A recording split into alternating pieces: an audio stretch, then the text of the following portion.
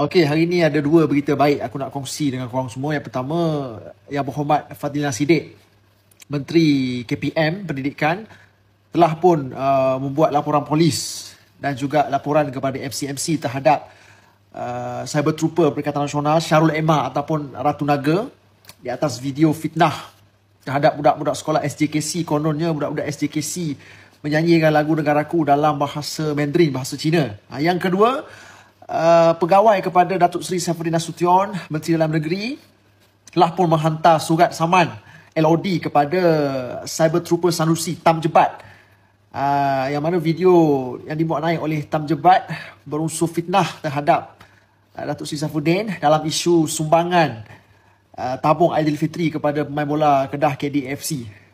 Eloklah dua orang ni, seorang Saitro Muhyiddin Yassin, seorang lagi Saitro Sanusi. Dua-dua ni bercakap pejuang Islam, tapi mulut hari-hari duk tabur fitnah tak habis-habis.